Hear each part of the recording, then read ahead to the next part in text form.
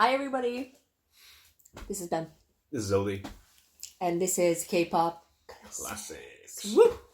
Okay, I don't have a lot of bubble tea left, but you know. It's mostly bubbles now. Yeah. But I think with this song, we have enough excitement coming our way. So we don't really need, any sugar or snacks or anything to, make us feel pumped and energetic. We do have sugar and snacks. Yeah. thanks to you, Ben, to be fair, because this song is purely iconic. There is no way around it. Like, I don't think there's anyone any K-pop fan who doesn't know this song. And if they don't know it, are they really a K-pop fan? That is a much bigger question. That is a much bigger question. Because this song is iconic as hell. I mean, I love the fact that even 40 seconds in, Ben is already asking K-pop existential questions. but this is actually, I would argue, even though I'm very forgiving with these things, I would argue that this is basic K-pop knowledge, though. This is essential. This is almost essential. And if you watch any sort of variety, there is a high chance that this will appear. There's also a high chance that your bias group has covered this song at some point. That is very true as well. Everybody covers this song. Absolutely. So I'm assuming people who are watching this video already know TVXQ, so it's not they haven't heard about it.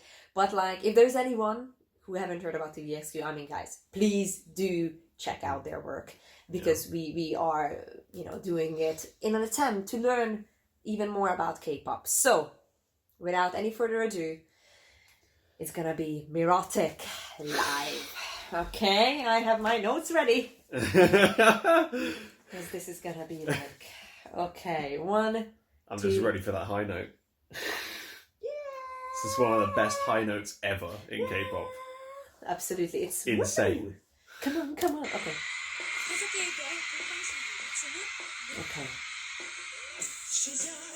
Oh yes. Woo! We need more you. We do. Always more. And they're singing live again. Always going to be singing live.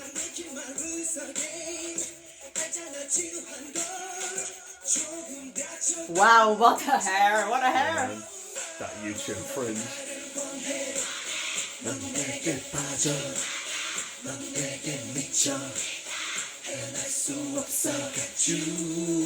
And the cross leg.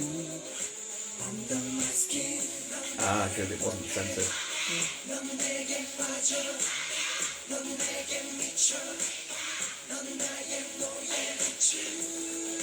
Whoa! I love that move. Epic. That's like an all-time great boy group move. Absolutely. Everything about this is classic. Yeah. I mean, from the necklaces, to the slides, everything. K-pop classics. Crystal and everything.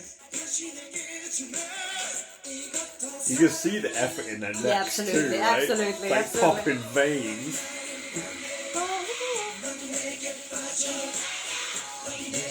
Oh my god.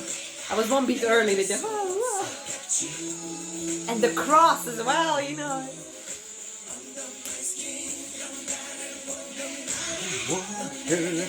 All of the ad-libs live. It's so good. There we go. Yes. Rap time. This is my favorite part though.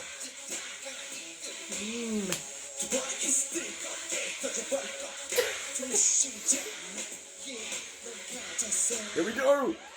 Yes. Oh yes.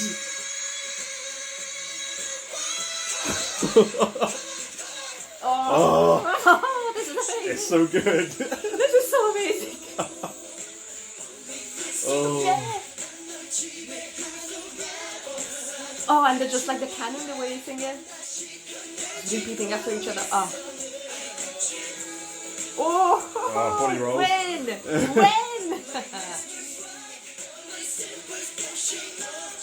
Oh, I mean, what a song. It's an all-time classic.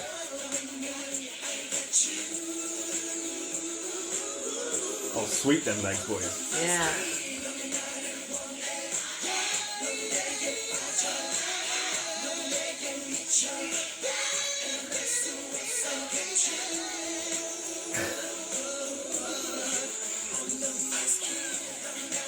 And again, it's still going. Because everybody needs an ad-lib. Absolutely.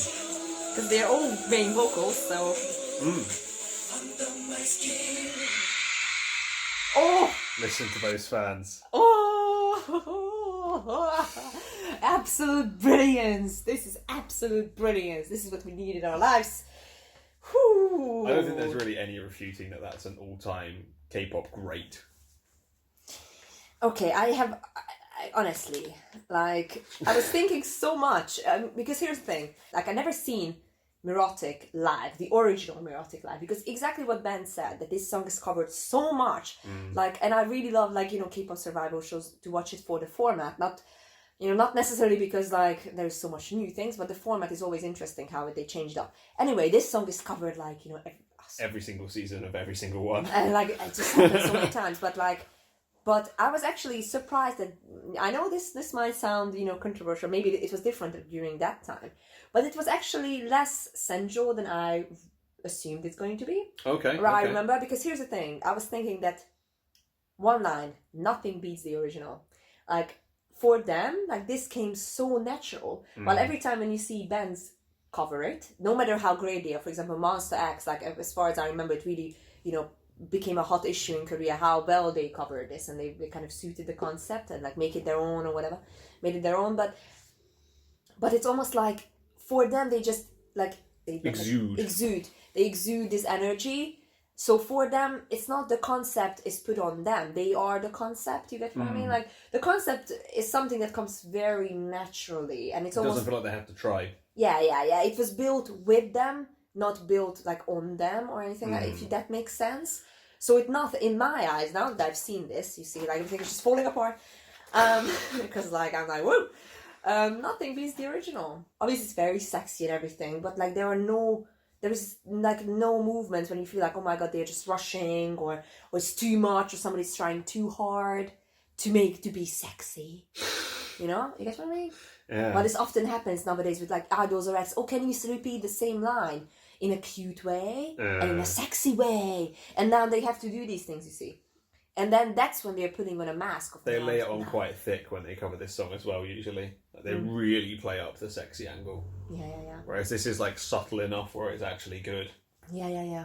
Often, and, like, but especially when you see covers of this, like, a lot of idols are just, like, that's why probably Monster X was one of the few that really suited the concept, because they are like that anyway, at least in recent years. Like, in this, like, a lot of, like, low cut stuff and the beastly image or whatever, but, like, a lot of other idols, like, you put it on them and otherwise they were completely different stuff, and suddenly you're like, whatever. But so that was really, really amazing. Yeah. And I was also thinking about, like, how the song starts right away. It's really, really hard to... Immediately. It's really, really hard to catch the beat that way and start singing. We are preparing for yet another K-pop competition with our friends also. And we were just looking into songs, and it seems like we're going to sing Taemin's Rise, and that song also starts very fast. And I'm like, it was hard for me to just even catch the beat. You mentioned something about censorship. What was that? Yeah, so when this song came out, at least, they had to censor it for broadcast because they thought it was too sensual. So where they say, I've got you under my skin, they used to have to say under my sky. Oh, really? Under my sky.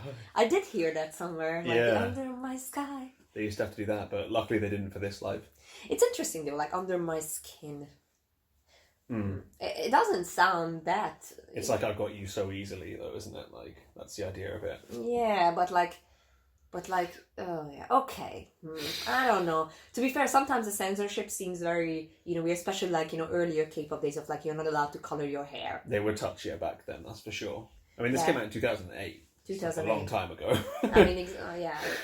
I mean, like, there were some songs that were, like, crazy in, like, later years, like, and stuff like that. Like, I mean, that just had no chill whatsoever. And, like, lip and hip. Oh, exactly. And that wouldn't have got anywhere in 2008. Imagine that, like, in like, age-OT times or, like, turbo times. Like, imagine what would have happened. It would have been laughed out of the broadcast station. Oh, gosh. Wouldn't have got anywhere near. You know, they were just like, you go, you're gonna be somewhere else, you know, not getting anywhere near to the KBS station or something like that. But it was very...